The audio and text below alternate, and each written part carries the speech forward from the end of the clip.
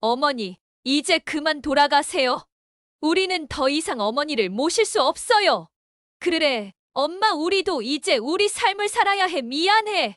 이 차가운 말들이 제 귓가에 울릴 때 저는 세상이 무너지는 것 같았습니다.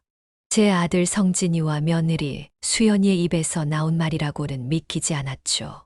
하지만 이것은 제가 겪은 긴 악몽의 시작에 불과했습니다. 안녕하세요. 저는 60대 중반의 한미숙입니다. 오늘 여러분께 제 인생에서 가장 충격적이고 아픈 경험을 들려드리려 합니다. 제 이야기는 많은 분들의 가슴을 아프게 하고 때론 분노를 불러일으킬 수도 있을 것 같아요. 하지만 결국엔 작은 희망과 깨달음을 전해드릴 수 있길 바랍니다. 남편의 갑작스러운 죽음으로 시작된 제 이야기는 제가 상상조차 하지 못했던 방향으로 흘러갔어요. 40년 동안 함께한 사람을 잃은 슬픔도 제 가시기 전에 저는 또 다른 고통을 마주해야 했죠. 특히 제 아들과 며느리의 행동은 글쎄요, 여러분도 곧 아시게 되겠지만 정말 믿기 힘든 일이었답니다. 때론 가장 가까운 사람들로부터 가장 큰 상처를 받기도 하는 법이죠. 제 경우가 그랬어요. 평생을 바쳐 키운 자식들이 그리고 가족이라고 믿었던 사람들이 어떻게 변해갔는지 그 과정을 지켜보는 것은 정말 고통스러웠답니다. 이 이야기를 통해 여러분께 전하고 싶은 메시지가 있어요. 사랑하는 사람을 믿되 자신을 지키는 것의 중요성에 대해서요. 그리고 어떤 상황에서도 희망을 잃지 말아야 한다는 것도요. 제 경험이 누군가에겐 경고가, 또 다른 이에겐 위로가 되길 바라며 이야기를 시작해 볼게요. 부디 끝까지 귀 기울여 주세요. 봄바람이 살랑이던 4월의 어느 날, 제 인생은 완전히 뒤바뀌었어요. 40년을 함께한 남편이 갑자기 세상을 떠난 거예요. 심장마비였대요.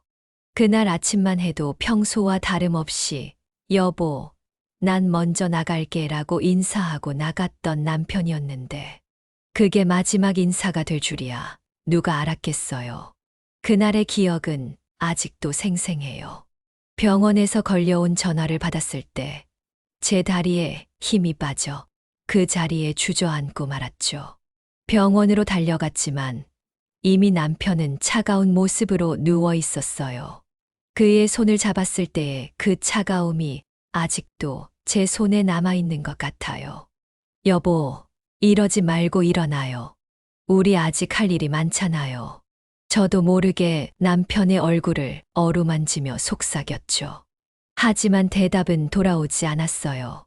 그제서야 현실을 직시하게 되었고 눈물이 멈추지 않았어요. 장례를 치르는 내내 저는 멍한 상태였어요. 주변에서 뭐라고 위로의 말을 건네도 귓가에 맴돌 뿐이었죠. 40년이란 세월이 주마등처럼 스쳐 지나갔어요.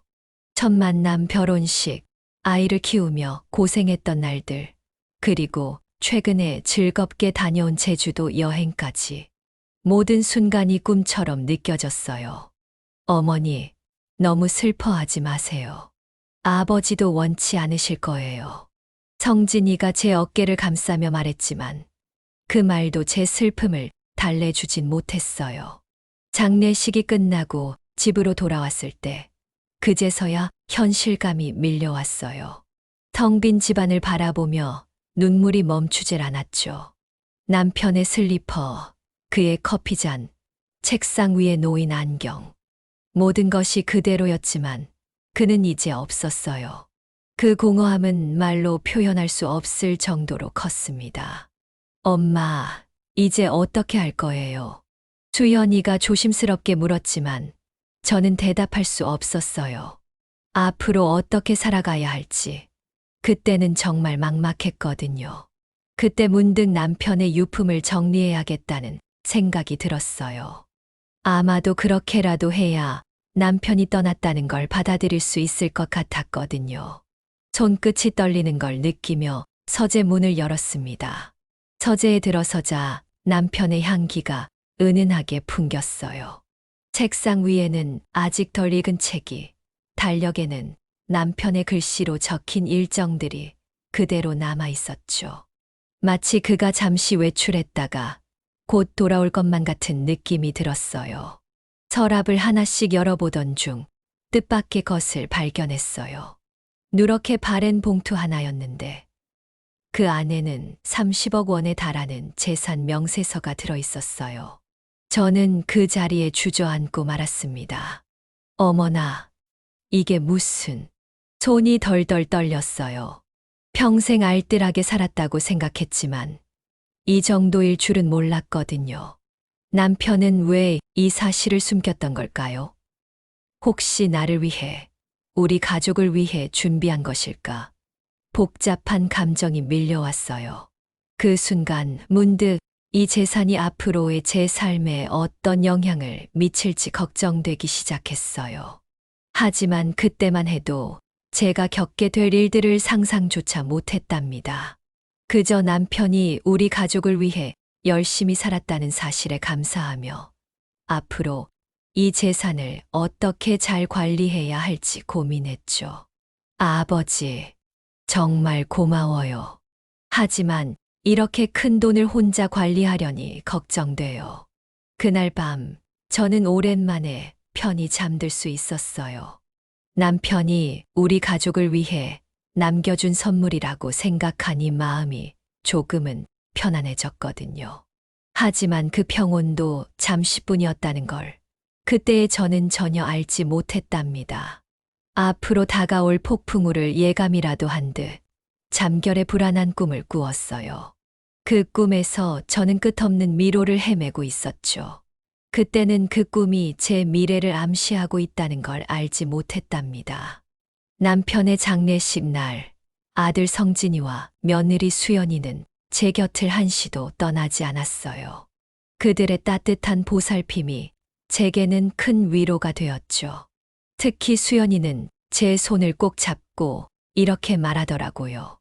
어머니, 너무 걱정 마세요. 제가 어머니 곁에서 잘 모시겠습니다. 그 말에 큰 위로를 받았어요. 남편을 잃은 슬픔 속에서도 자식들이 있어 다행이라고 생각했죠. 하지만 그 위로는 오래 가지 않았어요. 장례식이 끝나고 얼마 지나지 않아 수연이의 태도가 급격히 변하기 시작했거든요. 어느 날 수연이가 불쑥 찾아와 이렇게 말하는 거예요. 어머님, 요즘은 자산 관리가 정말 중요해요. 아버님의 재산도 상속세 문제가 있으니까 제가 변호사로서 어머님을 도와드리고 싶어요. 처음엔 며느리의 말이 그럴듯하게 들렸어요. 법률 지식이 없는 제게 변호사인 며느리의 조언은 도움이 될 것 같았거든요. 하지만 시간이 지날수록 수연이의 말과 행동에서 뭔가 이상한 점을 느끼기 시작했어요. 수연이의 방문이 잦아졌고 대화의 주제는 항상 재산 관리에 관한 것뿐이었어요. 그녀의 눈빛에서 느껴지는 탐욕스러움이 점점 더 명확해졌죠. 처음에는 제가 너무 예민한 건가 싶었지만 날이 갈수록 그 느낌은 더 강해졌어요. 어머니, 이 부동산은 팔아서 투자하는 게 어떨까요? 제가 아는 좋은 상품이 있어요. 수연이의 이런 제안들이 늘어갈수록 제 마음속 불안감도 커져갔어요. 성진이도 마찬가지였어요. 예전과는 다르게 자주 찾아오더니 이런 제안을 하는 거예요. 어머니, 혼자 사시는 건 위험해요. 우리 집으로 오세요. 제가 어머니 모시는 거 다 책임질게요. 그 말을 들을 때마다 가슴이 먹먹해졌어요. 겉으로는 걱정하는 것 같지만 왠지 모르게 불순한 의도가 느껴졌거든요. 제 아들의 입에서 그런 말이 나온다는 게 믿기지 않았어요. 성진아, 엄마는 아직 혼자 살 수 있어. 걱정하지 마. 이렇게 대답하면 성진이는 실망한 듯한 표정을 지었어요. 그 모습을 보며 제 마음은 더욱 복잡해졌죠. 밤마다 이불 속에서 눈물을 훔치며 생각했죠. 내가 너무 예민한 걸까? 아니면 정말 우리 아이들이 변한 걸까? 그렇게 혼란스러운 나날을 보내고 있었어요. 남편이 떠난 후의 공허함도 힘들었지만 자식들의 변화하는 모습을 지켜보는 것은 더 큰 고통이었어요. 그들의 말 한마디, 행동 하나하나가 제 마음에 상처를 남겼죠. 그렇게 시간이 흘러갔어요. 매일매일이 불안과 의심, 그리고 자책으로 가득했죠. 하지만 제 마음 한구석에는 여전히 희망이 남아 있었어요. 우리 가족이 예전처럼 돌아갈 수 있을 거란 희망 말이에요. 어느 날 밤 화장실에 가려고 일어났다가 우연히 서재 불빛을 보게 됐어요. 이상하다 싶어 조용히 다가가 봤죠. 그런데 뜻밖의 광경을 목격하고 말았어요. 며느리 수연이가 서랍을 뒤지고 있는 거예요. 심장이 쿵쾅거리기 시작했어요. 숨을 죽이고 지켜보고 있는데 갑자기 수연이가 고개를 돌렸어요. 저와 눈이 마주치자 깜짝 놀란 듯 황급히 말하더라고요. 어머님, 깜짝이야. 제 서류를 찾으려다 착각했네요. 하지만 그 서재는 남편이 중요한 문서만 보관하던 곳이에요. 며느리의 서류가 거기 있을 리 없죠. 그 순간 머릿속이 복잡해졌어요. 뭔가 이상하다는 느낌을 지울 수가 없었죠. 그래, 수연아, 이제 늦었으니 들어가 자렴. 겉으론 태연한 척했지만 속으론 불안감이 커져갔어요. 며느리가 무엇을 찾고 있었던 걸까요? 혹시 재산 관련 서류? 그날 밤 잠을 이루지 못했어요. 머릿속엔 온갖 생각들이 뒤엉켰죠. 서재의 어둠 속에서 서류를 뒤지던 수연이의 모습이 자꾸만 떠올랐어요. 그녀의 눈빛에서 느껴진 초조함과 욕심, 그리고 저를 발견했을 때의 당황스러운 표정까지 모든 것이 이상했어요. 다음 날 아침 식탁에서 수연이와 마주쳤을 때 저는 어젯밤 일을 꺼내고 싶었어요. 하지만 차마 입이 떨어지지 않았죠. 어머니, 오늘은 좀 어떠세요? 잘 주무셨어요? 수연이의 물음에 저는 그저 미소로 답할 수밖에 없었어요. 그래, 잘 잤단다. 거짓말이었죠. 하지만 무언가 잘못되고 있다는 느낌을 떨칠 수가 없었어요. 문득 과거의 기억이 떠올랐어요. 성진이가 인터넷 도박에 빠져 돈을 훔쳤던 일 말이에요. 그때 아들은 눈물을 흘리며 사과했고 저는 용서했죠. 하지만 그 일 이후로 돈 문제만 나오면 항상 불안했어요. 설마 우리 아들이 또다시... 아니야, 그럴 리가 없어. 내가 너무 걱정이 많은 걸 거야. 그렇게 스스로를 위로하며 잠들었지만 가슴 한구석의 불안감은 쉽게 가시지 않았어요. 이제 제 주변에 믿을 사람이 없다는 생각에 더욱 외로워졌죠. 남편이 떠난 후의 공허함이 더욱 크게 느껴졌어요. 다음 날 아침 식탁에 앉아 커피를 마시며 창밖을 바라봤어요. 봄꽃들이 활짝 피어 있었지만 제 마음은 꽃과는 달리 점점 어두워져 갔어요. 어떻게 해야 할지, 누구를 믿어야 할지 갈피를 잡을 수 없었죠. 그때 전화벨이 울렸어요. 성진이었어요. 엄마, 오늘 저녁에 집에 들를게요. 중요한 얘기가 있어요. 전화를 끊고 나서 한숨이 절로 나왔어요. 과연 어떤 중요한 얘기일까요? 또 다시 재산 얘기겠죠. 아니면 이번엔 다른 뭔가가 있을까요? 불안한 마음을 안고 저는 그날 저녁을 기다렸습니다. 그날 저녁 성진이가 약속대로 집에 왔어요. 평소와 달리 정장 차림이었죠. 뭔가 심각한 표정으로 거실에 앉더니 입을 열었어요. 엄마, 사실 제가 회사에서 큰 프로젝트를 맡게 됐어요. 근데 자금이 좀 필요해서. 그 말을 듣는 순간 제 가슴이 철렁 내려앉았어요. 역시 돈 얘기였군요. 성진이의 말은 계속 이어졌어요. 아버지가 남기신 재산의 일부만 투자하면 금방 몇 배로 불릴 수 있어요. 엄마 앞으로도 좋은 거죠. 저는 한동안 말을 잊지 못했어요. 아들의 말이 진심인지 아니면 단순히 돈을 노리는 건지 판단할 수가 없었거든요. 결국 저는 시간을 달라고 했죠. 성진아, 엄마가 좀 더 생각해 볼게. 이건 큰 결정이니까. 성진이는 실망한 듯한 표정을 지었지만 더 이상 강요하진 않았어요. 그가 떠난 후 저는 또다시 혼란에 빠졌습니다. 밤새 잠을 설치며 고민했어요. 성진이의 제안이 정말 좋은 기회일까? 아니면 위험한 함정일까? 머릿속에서는 온갖 생각들이 꼬리에 꼬리를 물고 이어졌죠. 다음 날 아침 수연이가 또 찾아왔어요. 이번에는 좀 더 직설적이었죠. 어머님, 성진이 오빠 말씀 들으셨죠? 정말 좋은 기회예요. 제가 법적으로도 다 검토해 봤어요. 수연이의 말에 저는 더욱 혼란스러워졌어요. 왜 이렇게 서두르는 걸까? 뭔가 숨기고 있는 게 있는 건 아닐까? 점점 그들의 눈빛에서 탐욕이 느껴지는 것 같았어요. 한편으로는 제 자신이 미웠어요. 어떻게 자식들을 의심할 수 있지? 그들은 분명 나를 위해 걱정하는 거야. 이런 생각과 저런 생각이 꼬리에 꼬리를 물고 이어졌죠. 그러던 어느 날, 옆집에 사시는 김 할머니를 우연히 만났어요. 그분도 얼마 전 남편을 여의고 혼자 사시는 분이었거든요. 미숙 씨, 요즘 어떻게 지내요? 자식들이 잘 챙겨주나요? 네, 그럭저럭요. 자주 와서 살펴봐 주더라고요. 그래요? 다행이네요. 우리 아들은 돈 달라는 소리만 하니 원. 김 할머니의 말씀을 듣고 가슴이 철렁 내려앉았어요. 혹시 우리 아이들도? 아니야, 설마. 그럴 리가 없어.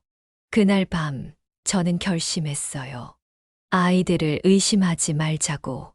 분명 저를 위해 걱정하는 거라고. 하지만 그 결심이 얼마나 위험한 것인지 그때의 저는 전혀 알지 못했답니다. 이렇게 제 마음속엔 의심과 불안, 그리고 자책감이 뒤엉켜갔어요. 남편이 떠난 후의 공허함은 이제 더 큰 혼란으로 채워지고 있었죠.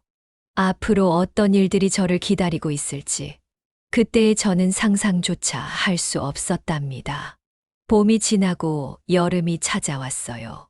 무더위가 기승을 부리던 7월의 어느 날 성진이와 수연이가 들뜬 표정으로 찾아왔어요. 그들의 얼굴에는 뭔가 꾸민 듯한 미소가 어려 있었죠. 어머니, 우리가 효도 여행을 준비했어요. 후지산 일출을 보면서 힐링하시면 좋겠어요. 성진이의 말에 저는 잠시 말을 잃었어요.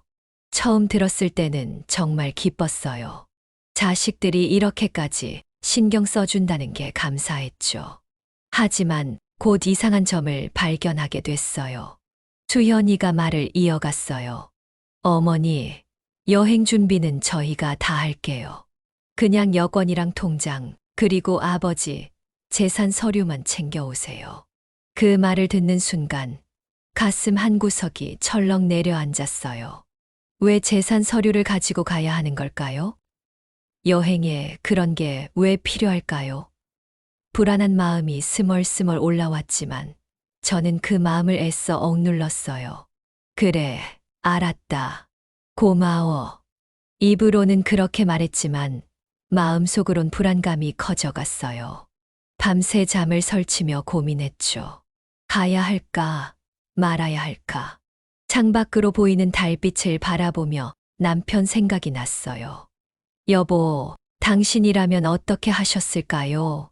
하지만 대답은 들리지 않았죠. 다음 날 아침 아들에게 전화를 걸어 물어봤어요. 성진아, 왜 재산 서류를 가져가야 하는 거니? 아, 그거요? 혹시 모를 상황에 대비해서예요. 요즘 노인 대상 사기도 많고 하니까 제가 잘 관리하려고요. 성진이의 대답은 그럴듯해 보였지만 뭔가 석연치 않은 느낌이 들었어요. 하지만 더 이상 캐물을 수는 없었죠. 결국 저는 여행을 승낙했어요. 어쩌면 이게 아이들과의 관계를 회복할 수 있는 기회일지도 모른다고 생각했거든요. 하지만 마음 한구석에는 여전히 불안감이 자리 잡고 있었죠. 그렇게 우리의 일본 여행이 시작됐어요. 하지만 이 여행이 제 인생을 완전히 뒤바꿔 놓을 줄은 그때까지만 해도 몰랐답니다. 8월의 첫째 주, 우리는 일본행 비행기에 올랐어요. 인천공항은 휴가를 떠나는 사람들로 북적였죠. 하지만 제 마음은 그들처럼 들뜨지 않았어요. 오히려 무거운 돌덩이를 가슴에 안고 있는 것 같았죠. 성진이와 수연이는 들뜬 표정이었지만 저는 왠지 모를 긴장감에 휩싸여 있었어요. 비행기 창밖으로 보이는 구름을 바라보며 생각에 잠겼어요. 과연 이 여행이 잘 될까? 아이들이 정말 나를 위해 준비한 걸까? 비행기가 이륙할 때의 그 묵직한 느낌이 제 마음 상태와 꼭 닮아 있더라고요. 높이 올라갈수록 한국은 점점 작아졌고 저희 불안감은 점점 커져갔어요. 어머니 괜찮으세요? 얼굴이 좀 안 좋아 보여요. 수연이가 걱정스러운 표정으로 물었어요. 아니, 괜찮아. 그냥 비행기를 오랜만에 타서 그럴 거야. 거짓말이었죠. 사실 저는 이 여행의 진짜 목적에 대해 계속 고민하고 있었어요. 3시간의 비행 끝에 도쿄 나리타 공항에 도착했어요. 낯선 언어와 풍경이 저를 반겼죠. 하지만 그 순간부터 아들과 며느리의 행동이 이상해지기 시작했어요. 서둘러 짐을 찾더니 저를 재촉하는 거예요. 어머니, 빨리 나가요. 택시 잡아야 해요. 분주하게 움직이는 그들을 따라가며 저는 점점 더 불안해졌어요. 공항을 빠져나와 택시를 탔는데 운전사와 뭔가 속삭이는 것 같았어요. 일본어를 몰라 무슨 말인지 알 수 없었지만 왠지 모르게 등골이 오싹해졌죠. 도쿄의 거리를 달리는 동안 창밖으로 보이는 낯선 풍경들이 제 마음을 더욱 불안하게 만들었어요. 네온 사인이 반짝이는 번화가, 오밀조밀 모여있는 주택가, 그리고 우리나라와는 다른 분위기의 거리. 모든 것이 새롭고 낯설었죠. 어머니, 우리 먼저 숙소에 들러서 짐 좀 풀고 쉬다가 저녁 먹으러 갈까요? 성진이가 말했지만 왠지 그의 목소리에 긴장감이 묻어 있는 것 같았어요. 그래, 좋구나. 짧게 대답하고는 다시 창밖을 바라봤어요. 한참을 달려 도착한 곳은 번화가의 한 카페였어요. 성진이가 제 손을 잡으며 말했어요. 엄마, 우리가 잠깐 볼 일이 있어서요. 이 카페에서 좀 기다려 주세요. 금방 올게요. 뭔가 이상했어요. 여행 첫날부터 이렇게 나를 혼자 두고 간다고. 하지만 저는 아무 말 없이 고개를 끄덕였죠. 그래, 얘들아. 조심히 다녀와. 그렇게 말하고 카페에 들어섰는데 이상하게도 손님이 거의 없었어요. 구석 자리에 앉아 주변을 살펴보는데 벽에 걸린 시계가 눈에 띄었어요. 오후 3시. 아이들이 얼마나 오래 걸릴까 궁금해지더라고요. 시간이 갈수록 불안감은 커져갔어요. 1시간, 2시간. 아이들은 돌아오지 않았고 카페 직원들의 시선도 점점 이상해지는 것 같았어요. 제 일본어 실력으로는 도움을 요청할 수도 없었죠. 스미마센, 실례합니다. 용기를 내어 직원에게 말을 걸어봤지만 그 이상의 대화는 불가능했어요.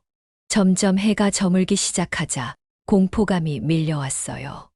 이대로 버려진 건 아닐까 하는 생각에 온몸이 떨리기 시작했죠. 마침내 저는 더 이상 가만히 있을 수 없었어요. 일어나 주변을 살펴보다가 우연히 테이블 아래에서 구겨진 종이를 발견했죠. 펼쳐보니 그건 며느리가 남긴 여행 일정표였어요. 떨리는 손으로 그것을 펼쳐 읽기 시작했는데 그 뒷면에 적힌 메모를 보고 저는 충격에 빠졌죠. 계획대로 진행. 어머니, 6.2 후 재산 처리. 그 순간 모든 것이 명확해졌어요. 자식들이 저를 버리려고 했다는 사실을. 여권과 통장도 이미 사라진 상태였어요. 낯선 도쿄 거리에서 저는 완전히 고립되고 말았죠. 가슴이 무너져 내리는 것 같았어요. 어떻게 내 자식들이 이럴 수 있지? 눈물이 하염없이 흘러내렸죠. 그 순간 저는 제가 얼마나 순진했는지 깨달았어요.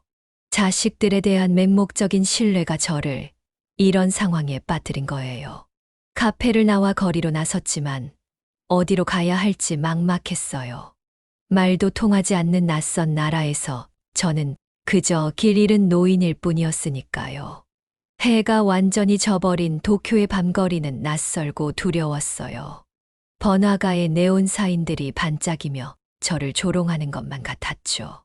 이곳저곳을 헤매며 도움을 요청했지만 대부분의 사람들은 저를 무시하거나 피해갔어요. 스미마센, 스미마센, 실례합니다. 이 말밖에 할 줄 몰랐던 저는 지나가는 사람들에게 계속 이 말만 반복했어요. 하지만 돌아오는 건 차가운 시선뿐이었죠. 추위와 공포, 그리고 배고픔이 저를 덮쳐왔어요. 길가에 쭈그리고 앉아 울음을 터뜨렸죠. 그 순간 저는 자식들을 너무 믿었던 제 자신이 한심하게 느껴졌어요. 왜 이렇게 됐을까? 내가 뭘 잘못했지? 절망 속에서 이런 생각을 하고 있을 때 기적처럼 한 한국인 신혼부부를 만났어요. 젊은 남녀가 저를 발견하고 다가왔죠. 할머니 괜찮으세요? 무슨 일 있으신 거예요? 그 순간 저는 참았던 눈물을 터뜨리고 말았어요. 그들에게 제 상황을 설명하자 둘 다 충격받은 표정이었어요. 어머나, 그런 일이 있으셨다니. 저희가 도와드릴게요. 일단 경찰서부터 가보죠. 그들의 따뜻한 말 한마디에 저는 눈물이 왈칵 쏟아졌어요. 피보다 진심이 더 중요하다는 걸 그때 깨달았죠. 경찰서에 도착해서 통역의 도움을 받아 상황을 설명했어요. 일본 경찰들은 제 이야기를 듣고 놀란 표정이었죠. 그들은 즉시 수사에 착수했고 대사관에도 연락을 취했어요. 그 과정에서 저는 계속 자책했어요. 왜 더 일찍 의심하지 않았을까? 왜 그렇게 쉽게 속았을까? 하지만 그 젊은 부부가 저를 위로해 주었죠. 할머니, 이건 절대 할머니 잘못이 아니에요. 자식을 믿는 게 죄는 아니잖아요. 그들의 말에 조금은 마음이 편안해졌어요. 하지만 여전히 앞으로 어떻게 살아가야 할지, 무엇을 해야 할지 막막했죠.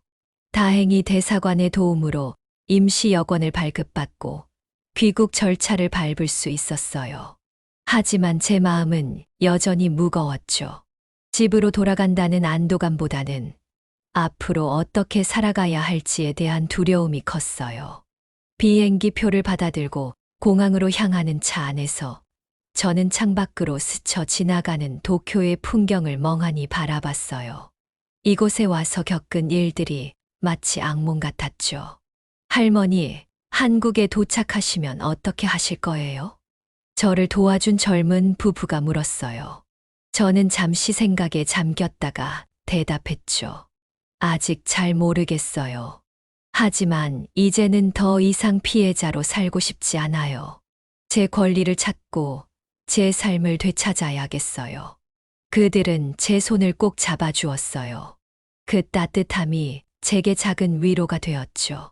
한국에 도착하고 집으로 돌아왔을 때 저를 기다리고 있던 건 더 큰 충격이었어요. 집 안은 이미 텅 비어 있었고 귀중품들은 모두 사라져 있었죠.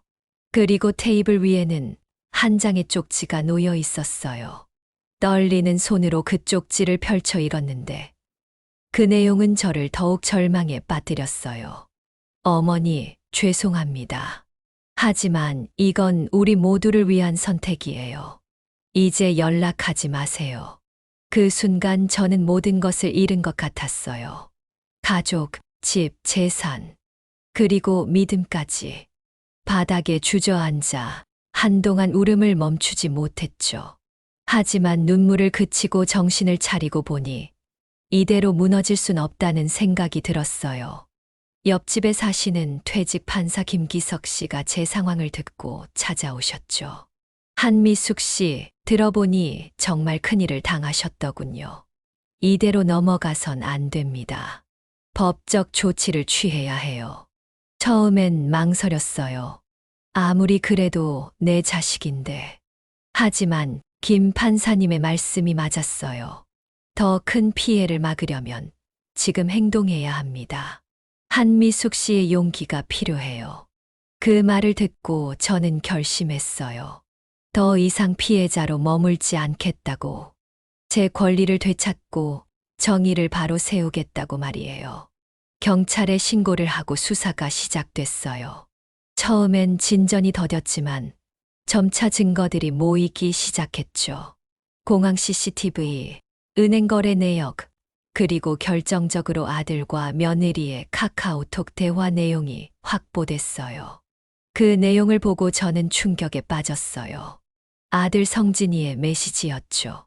어머니가 길을 잃으면 재산은 우리가 알아서 처리할 수 있어. 며느리 수연의 답장은 더 충격적이었어요. 그래요. 어차피 노인인데 우리가 신경 쓸 필요 없어요. 그 순간 저는 마지막 남아있던 희망마저 무너지는 걸 느꼈어요. 하지만 동시에 이 끔찍한 진실이 밝혀진 것에 대해 안도감도 들었죠. 김 판사님의 도움으로 좋은 변호사를 소개받았어요. 변호사와 상담을 하면서 제가 얼마나 큰 피해를 입었는지 더욱 명확히 알게 됐죠. 한미숙님, 이건 단순한 가족 간의 분쟁이 아닙니다. 심각한 범죄 행위예요. 우리는 반드시 정의를 찾아낼 수 있을 거예요. 변호사의 말에 용기를 얻었지만 한편으로는 두려움도 컸어요. 과연 내가 자식들을 상대로 법정에 설 수 있을까 하는 생각에 밤마다 잠을 설쳤죠. 마침내 재판이 시작됐어요. 법정에 들어서는 순간 아들과 며느리와 마주쳤죠. 그들의 눈에는 후회의 기색은 전혀 없어 보였어요. 오히려 저를 원망하는 듯한 차가운 눈빛이었죠. 재판이 진행되는 동안 저는 여러 번 무너질 뻔했어요.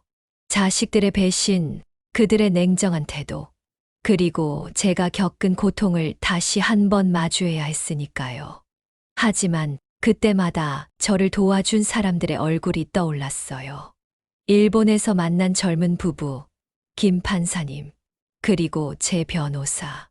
그들의 지지 덕분에 저는 끝까지 버틸 수 있었죠. 검사의 신문이 시작됐고 하나둘씩 증거들이 제시됐어요. 아들과 며느리 측 변호사는 단순한 효도 여행이었다고 주장했지만 증거들은 그들의 주장을 완전히 뒤집었죠. 재판의 마지막 날, 저에게 최후 진술 기회가 주어졌어요.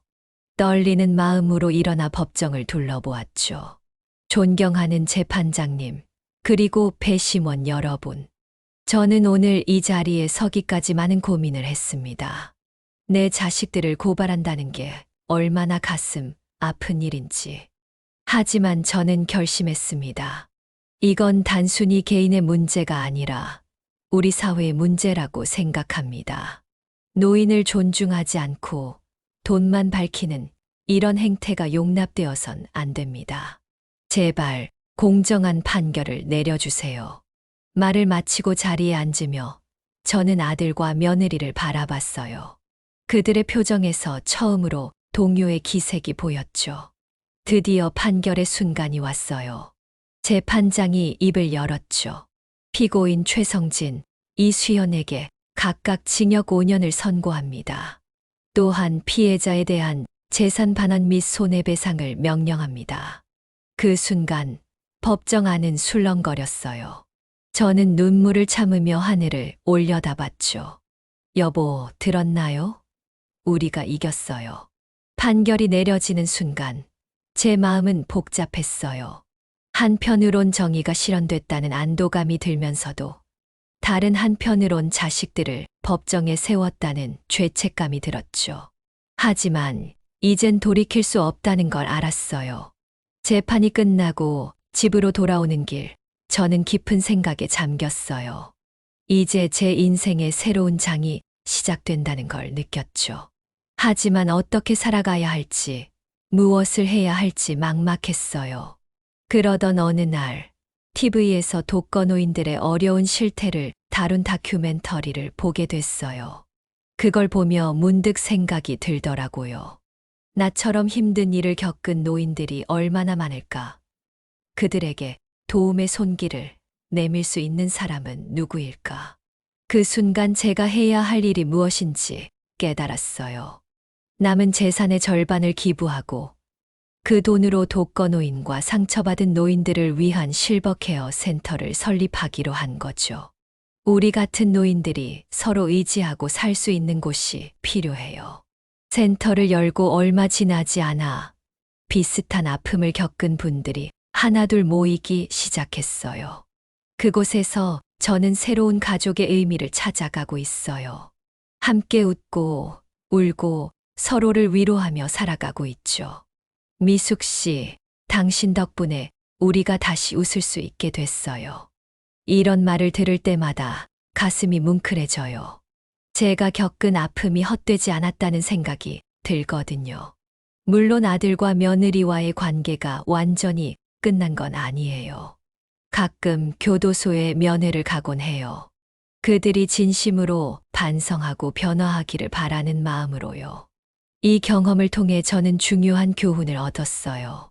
자식을 사랑하고 믿되 동시에 스스로의 삶을 지키는 것도 중요하다는 걸요. 그리고 때로는 가장 가까운 사람에게서 가장 큰 상처를 받을 수 있다는 것도 말이에요. 여러분, 제 이야기가 누군가에겐 경고가, 또 다른 이에겐 위로가 되길 바랍니다. 인생은 예측할 수 없는 일의 연속이에요. 하지만 그 속에서도 우리는 희망을 잃지 말아야 해요.